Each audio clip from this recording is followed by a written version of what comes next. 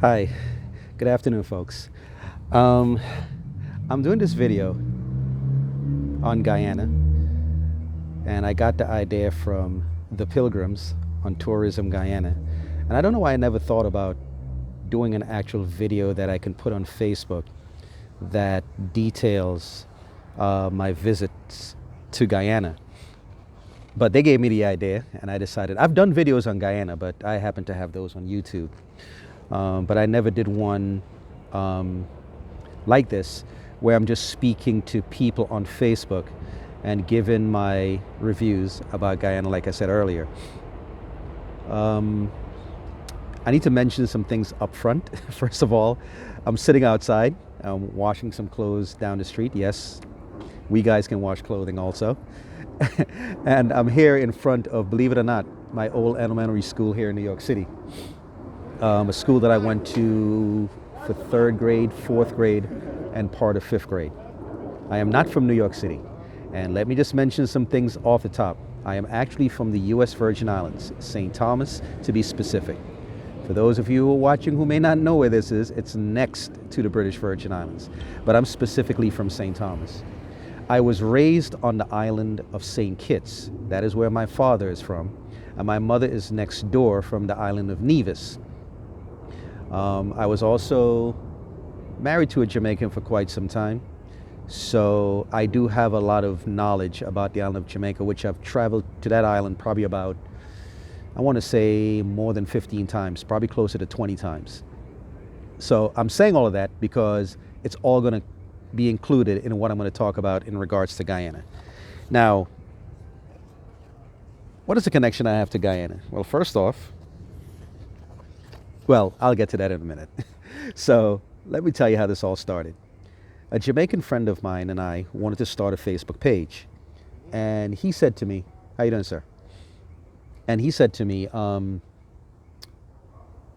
yeah, go ahead, start the page. The page is called Carib Scope, by the way, if you're ever on Facebook. I haven't been there much to update things, but the page is called Carib Scope.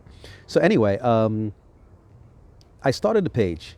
And so he was just going to be behind the scenes because he's not a guy to post things on Facebook. So he was going to be behind the scenes, dealing with the business aspect of it. So I was going to be the face of the page, basically putting up the content. So one of the features that I decided to put up on the page was every Saturday I was going to pick an island to talk about, or a Caribbean country to talk about. And at times, I was going to use humor, which is something I love to do. So one of the first countries I decided to talk about, if not the first country, was actually Guyana. Now, I'm not one of those people who did not know anything about Guyana or where it is or whatever. My aptitude in geography, it's pretty good.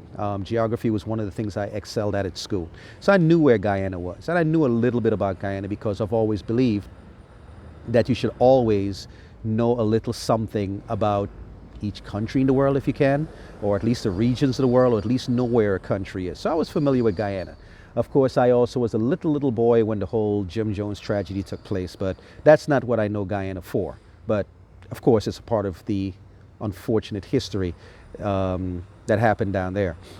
So anyway, the reason why I featured Guyana was because my eyes happened to catch a story about some people on what they call, I guess, the West Bank, caught an anaconda.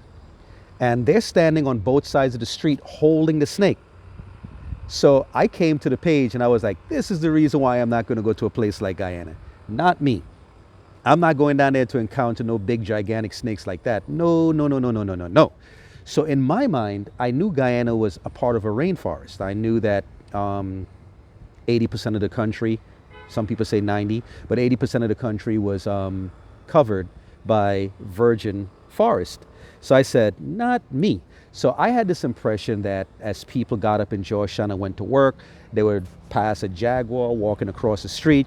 They would see anacondas all over the place, slithering all over. And I was like, I don't like reptiles. I can tell you that much. I'm terrified of those things, Even though I was born in St. Thomas and I grew up around a lot of iguanas and lizards and so forth, they crawl my blood. Just don't like them. So Guyana was not exactly on the list for me to ever visit. And if I visited, somebody would have to give me a free ticket, but it would be one of those countries that would be like, like 100th on my list of wanting to visit. But anyway, after I put that up, there was someone who came in and took me to task about her country.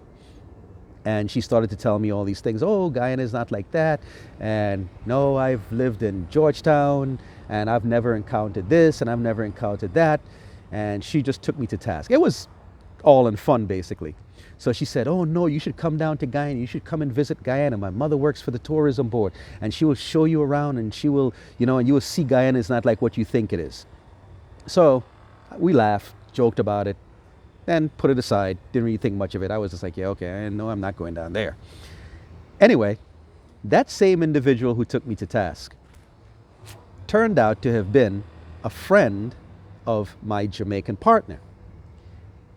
And he was also my friend. So another time he put up a video and he never puts anything up on Facebook. So I was surprised when he uploaded the video. So I said, hey, what's that all about? I said, I see it's about Guyana, but what is it all about? He said, oh, that's my friend, man. She's down there. She's part of a group that tries to clean up the Georgetown area. And she's more or less their spokesperson. So I happened to see who she was. I was like, okay, interesting. I didn't think much about it. I was just like, okay. I realized she was actually beautiful, but I was just like, okay, you know what? No need to even look any further into that. So, by the way, just in case anyone is thinking, I was divorced about 5 years since, prior to seeing this. So, while I was there, I said something to him like, why did you put the video up? And he told me why he put the video up. So I was like, okay, interesting. What I did not know was, based on me seeing that video and based on her, the same person, taking me to task on the Facebook page, CaribScope, about Guyana, that those two things were going to conspire together to bring us together to start talking to one another. And then my Jamaican friend in the middle sort of kind of introduced us to each other, so to speak, in a kind of indirect way. But he introduced us to one another to the point where we started talking. But anyway, to jump past all of that, we started talking more. She wanted a visit to the island of Antigua. She asked him if he knew which island she should go to. She wanted to go to St. Martin or she wanted to go to Antigua. Now, being that I'm from the northeastern Caribbean, and being that I grew up, my stepfather's from St. Martin, by the way, and being that I'm very familiar with a lot of the islands in the immediate area where I am from, meaning that I know a lot of people from these islands, he asked me to give her my opinion. And I gave her the opinion and I said, hey, you know what, I think you should go to Antigua. It was a tough choice. But I think she had a relative in Antigua and I said, you might as well go there. So she goes to Antigua, and when she goes there, she gets stuck trying to come back out because the airline, Caribbean Airlines, did some nonsense. So while she was there, I ended up talking to her quite a bit, to pass the time away, to try to encourage her that she would get out of Antigua to get back home and so forth. And from there, a relationship blossomed. And I started talking to her. And I want to say about 8 months later was going to be her birthday. Well, almost a year later was going to be her birthday. And I thought about it and I said, you know what? So we've been talking. Both of our jobs happen to give us the benefit of being able to talk on the phone all day if we wanted to, because I'm an IT tech for a Fortune 500 company and I am pretty much my own boss. I can talk all day long on the phone if I want to. She was working, or eventually started working, for the Walter Rodney Commission as the lead researcher down there in Georgetown. And she also had a lot of free time in her, I shouldn't say free time, but she could talk while she was doing her work. So this helped to concrete our relationship as we went along. Anyway, in February of 2014, I decided, you know what? I'm going to surprise her and I'm going to go to Guyana for her birthday. Remember, Guyana was never on my radar to go to.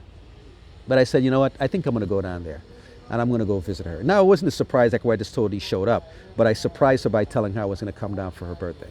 So in February of 2014, which her birthday is in February, I'm sitting at Kennedy Airport cold morning on a flight to Guyana overnight.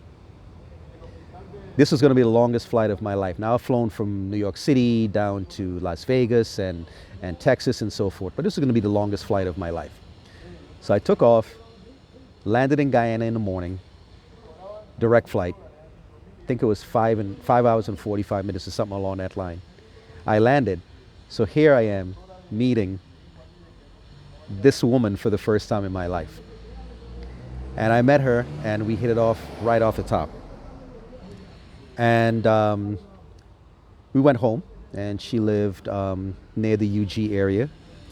So we go home, and I think the next day we went to the seawall. But when I got to Guyana and we were driving from the airport, because I'm a very observant person, and there is something else. I am not the type of person that lands at an airport and want to know where the nearest bar is, where we're going to party. I'm not that type of person. Not saying I don't do it, but I'm not that type of person. I want to be immersed in culture. So I want to suck up the vibe. What is it like? So once I landed, I just felt that Caribbean vibe just slap me in my face.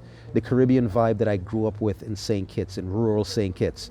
You know, the Caribbean vibe I grew up with in part on St. Thomas where I was born. The Caribbean vibe that I enjoyed when I went down to Jamaica. The Caribbean vibe that I felt when I went to Nevis where my mother's from. So I was like, wow, this feels so good. And we're driving along and I'm just looking. And of course, the landscape in Georgetown is different from what I'm accustomed to. There are no mountains. There's nothing like that at all. And as we're driving, I'm just looking, watching, just looking all around and just taking in the place and just really enjoying what I saw. I just don't know what it was, but there was just something that was just resonating with me about the place. So we eventually get home and I'm just listening. Again, my ears are just perked up. I'm hearing the sounds. I'm hearing music because I forgot what date was I traveled, but people are playing music, old reggae tunes, old love songs, old soul songs. I'm just enjoying all of this. And on top of that, I'm hearing birds and I'm seeing flowers that I'm familiar with and other trees and flowers and fauna and so forth that I'm not familiar with. Wow, I'm like, wow, that's interesting. That's pretty. That's beautiful. That is me. My ears, I'm hearing the birds outside. I'm just like, this just sounds so good. I think it was later on in the afternoon, we decided to take a walk up to the seawall because, of course, UG is near the seawall. So we decided to take a walk up to the seawall and I sat down. And I think at the time it was high tide. And I'm just watching the water come in and lapping against the wall. And I'm just looking out over the vast Atlantic Ocean. Not like I've never seen the Atlantic Ocean before, you know, but it was just different. Just looking at nothing beyond except just expanse of water. And I watched it, looked at it, took it in, and just really enjoyed myself. So the next day, she goes to work, but I think she took the day off. And we go to town, to Georgetown. And what I wanted to do at the time, knowing my intrepid backside, I didn't want to go, again, hanging out, no bars, no clubs, nothing. It was like, I had read up of certain things, and I was like, can we go to this thing called the Harbor Bridge? And we decided to go out to the Harbor Bridge. And I have to laugh because I said to her, now this is something she had never done. You know, I guess it's one of those kind of things when you live in a place, you take certain things for granted or it's not really any big thing to you or whatever, you know? So I said, can we go to the Harbor Bridge? And she said, okay. Now we had walked around Georgetown I think we went to the museum and then we eventually went down to the Harbor Bridge.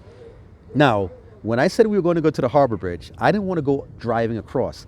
I wanted to walk across, which was kind of weird because after I looked around, I thought people like you would see hundreds of people walking back and forth. I didn't realize that much people don't walk across the bridge.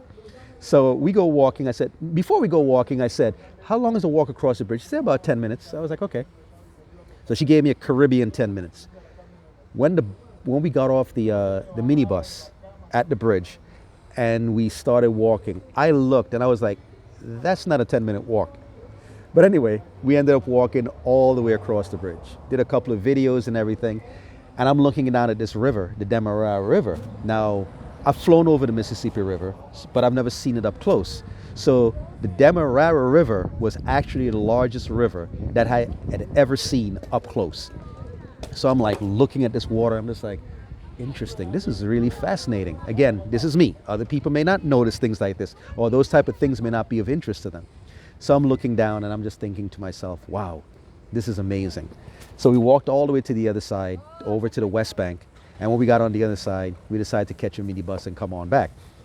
And jumping on the minibus, it was nothing odd or nothing strange for me. We have them in St. Kitts. I grew up as a little boy riding them, but of course years had gone by, so I didn't quite remember the minibus experience. But I used to go on them in Jamaica before I started renting vehicles. But I used to go on them in Jamaica all the time. So in Guyana, it was somewhat no different. So we decided to go on the minibus. So on the way back, guys blasting the music, buses bouncing around the place, probably has no shocks. I'm like, this is the experience. Now, my wife, well, she's my wife now. I didn't mean to say that as yet, but anyway, one of the things that really impressed her about me was the fact that I didn't come down there as an American with this sense of entitlement, like, oh, you have to have air conditioner. It wasn't anything like that. Oh, no, I've got to go rent me a car. No, I wanted to get myself involved in everything that was going on. Anyway, that trip turned out to be a great success. Really had a great time. It was really a lot of fun. I really took in the place. It was great. Now, as I came back, I started thinking about Guyana even more. Now, of course, my girlfriend at the time was probably thinking in her mind, like, okay, he's going to go back over there and forget about Guyana, forget about me, and forget about... But the exact opposite was actually true. I started thinking about the place, and I was like, wow, man, I want to get back down there. That place is so beautiful. And I want to go back down there and be with her, too, because she was just such a great host, and it was a great experience being with her. And I really, really, really, really, really, if I didn't feel love for her before, I really fell in love with her when I went down there. So as a result, this was February. So March, April, May. Guess who was back in Guyana? This guy. This time I surprised her. And I went back down to Guyana and got down there. Experience was great again. It was such a fantastic time. But I also came down with a surprise, and that was to get engaged to her. And I asked for her hand in marriage, and she said yes. And I was like, fantastic. So now it was all great. But before I go any further, let me show you this person I'm talking about. Hopefully you can see this. And that is my wife right there. Hopefully you can see it. So yes, I did end up with one of Guyana's more beautiful women. Don't know if you can see her. That is us in the botanical garden at our engagement shoot, which I'll get to soon. Hopefully you can see her. There she is, okay? That's my beautiful wife. So anyway, I go back down in May. We get engaged. And again, that experience is fantastic. But on this trip, we decided to go visit her grandmother in the town where she was born, Linden, Guyana. So we get on I think we went on one of the bigger buses, and we went down to Linden. When we got there, her grandmother was in the process of building a home. So the home had no windows, had the four walls, had the roof, but had no windows, had no doors, which I thought was kind of strange. Again, but here I am coming from New York City. You just don't see that stuff up here. So we go to sleep at night with no windows or any doors. But of course, we were under the netting. While we were there, some rain came down, and I slept like a baby. That rain was just hypnotic. And when we got up in the morning, it was still raining. I looked at the rain coming down like in curtains, like a curtain of rain. Like it was coming down so heavy. It was beautiful to me. So nice it was that my wife and I actually took a bath in the rain. Literally took a bath in the rain. That's how heavy it was coming down. It was coming down heavier than my shower. We literally took a bath outside in the rain. And then after that, we went walking. We went walking over to some of the other blue lakes that probably a lot of people are not terribly familiar with. But we went walking around to some of the blue lakes. And one of the things that was fascinating to me was as we were walking, I'm just watching water, just fresh water just bubbling up out of the earth, just there. And I'm thinking to myself, in other parts of the world, there are people who need this. And here in Guyana, it's just bubbling up from the earth like it's nobody's business. It was just, I don't know. It was just fascinating to me. Now here I am down in Linden, which I guess would be considered somewhat rural, and the place is just hitting me because this is how I grew up in St. Kitts. You know, this is how I grew up out there on the island of St. Kitts, out in rural St. Kitts, and I'm just really just enjoying the place. So I had me a blast down in Linden. We left, went back to Georgetown, spent a few more days there in Guyana, and then I left, and we planned our wedding. So this was May of 2014. I decided I wanted to have the wedding on her birthday, February of the next year. So it would have been 1 year since I had first come to Guyana. But we had to move it to March, unfortunately, because of something else. I don't remember what came up, but we had to move the wedding to March. So in March of 2015, so I did not make it back to Guyana for all of 2014 after I got there in May. So by March of 2015, I come back to Guyana, and now it's time for our wedding. I have to admit, it was probably the most beautiful, well, one of the most beautiful days of my life, because obviously, you know, I have other children from my previous marriage, and my wife and I have a child, and those were beautiful days.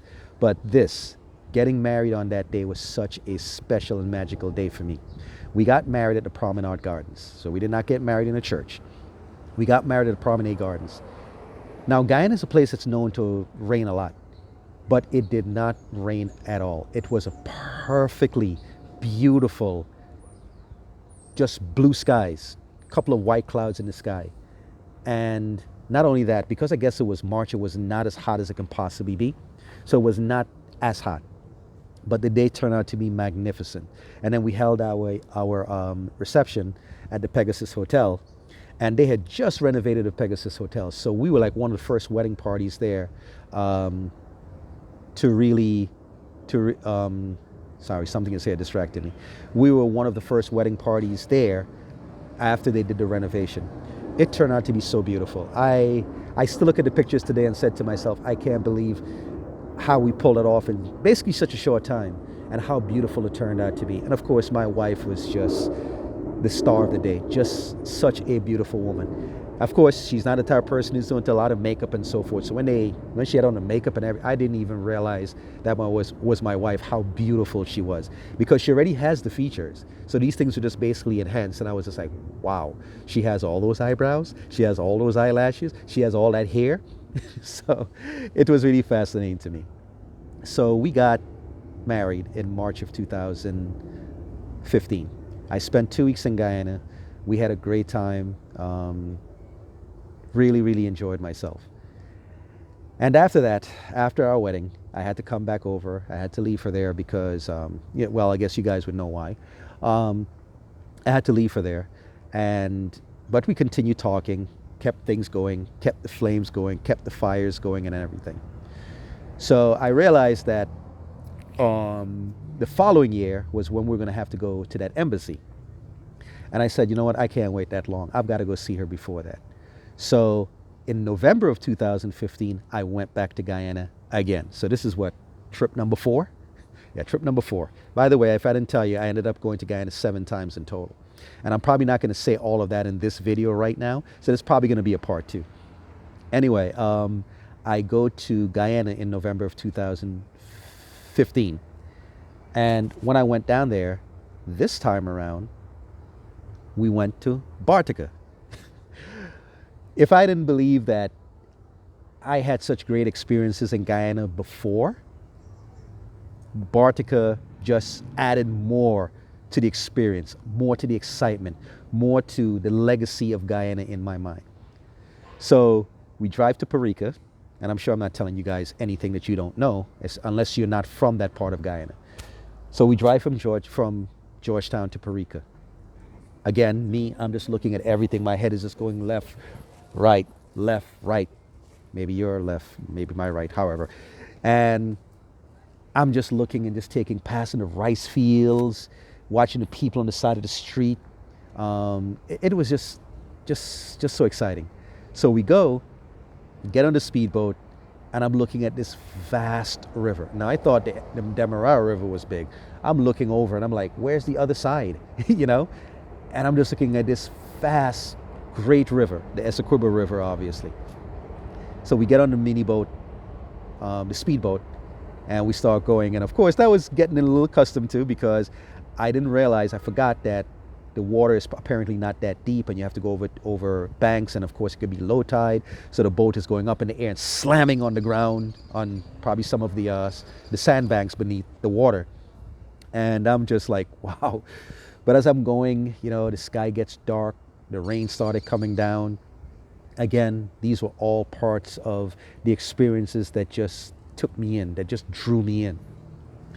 And we get to Bartica, and we go to visit her aunt who lives out there.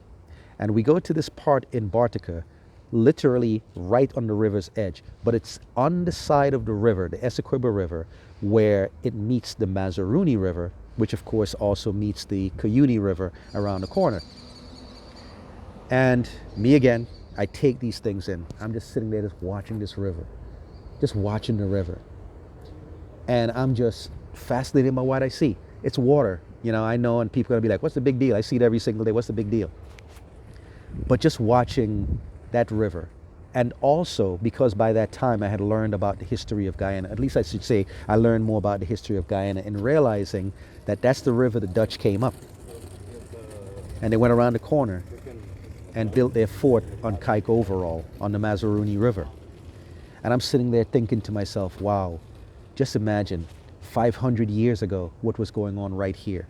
And I'm standing right here on a watershed moment of history for Guyana, right where the Dutch came and set up their camps. And I was just blown away. And again, while we were there, it was, you know, a rural area, so there were cows walking around the yards, goat, sheep walking around, and it didn't bother me. That, I just loved it. And at night, the moon came out so bright. Things that I don't even pay attention to over here in New York City. The sky was just filled with stars, things that I just love to look at, things that I remember growing up in rural St. Kitts and seeing and haven't seen in years. And I'm just looking up, looking at all the beautiful stars. And that night, around 4 o'clock in the morning, I heard something sounding like it was racing, like footsteps racing coming towards the house. And what it turned out to be? Rain. And it came down, just like in Linden. Again, I just rolled over and just went into another realm of sleep because of how that rain just sounded. It was so beautiful. So I really had me a great time out there. It was fantastic. Just really enjoyed myself. But I'm going to end this video here soon, because I'm going to probably have to do a part 2 and then a part 3 to explain to you the rest of my trips. But on the way back from Bartica, we were driving, and the driver, who happened to be a friend of mine, the taxi guy who happened to be a friend of, not mine, a friend of my wife's, he is of East Indian heritage. And I have to admit that when East Indians, some of them speak, I don't quite understand what they're saying. And this is not the way that I would normally speak. I do have my accent. So, you know, I've come from St. Thomas. Trust me, I didn't lose my accent. And I do understand Jamaicans. I understand people from other parts of the Caribbean. But I couldn't quite understand them. And interestingly enough, in this area that I live right now, there are Guyanese all over. This is a neighborhood I grew up in as a little boy. And when I left from here as a little boy, I don't think I knew one Guyanese living in this neighborhood. But they're all over right now. And a lot of them are Berbetian Guyanese. And this taxi driver, I think his family came from Berbice. And we're driving back. My wife fell asleep in my lap. So he's talking to me. I can tell you 99% of what he was saying, I could understand what he was saying. But then at one point he said to me, he asked me if I wanted to stop at blah, blah, blah, blah, blah. That's all I heard. Do you want to stop at blah, blah, blah, blah, blah? And I didn't know what he said. And I was embarrassed to ask him, like, can you repeat what you just said? You know? I was talking about, that's what he was saying. So finally I had to tap my wife, and I said, so I just said yes. I didn't know what he said, but I just said yes. But I tapped my wife and I whispered in her ear and I said, could you ask him what he said? And what he actually asked me was, would you like to stop at Vredenhoop? Now, Being that I already did not quite understand what he was saying, and then he said a word, a Dutch word, which I had never heard of before, Vredenhoop. I didn't know what he was talking about, you know. So I had to laugh about it. I still laugh about it to this very day. Anyway, we stopped at Vredenhoop. We walked over onto the pier, stood there, took some pictures looking over at Georgetown. And of course, it's a place I eventually learned about and so forth, because that's me. Once I go up to a place, I'm going to learn about it. Or before I go to a place, I'm going to learn about it. Anyway, we came back to Georgetown. My 4th trip ended. It was another fantastic experience. And that was my first 4 trips to Guyana. I didn't go into a lot of details. I'm already 30 minutes into this video and it can take quite some time. So I have to end the video right here. Hopefully I will get a part 2 and perhaps a part 3. Who knows, maybe even a part 4. But stay tuned until I bring the next video. For right now, I hope Tourism Guyana uploads this one video to get you started on my experiences in Guyana. Thank you for looking at this video, and hope to see you in part 2 and part 3 and perhaps part 4, okay? Thank you guys for watching.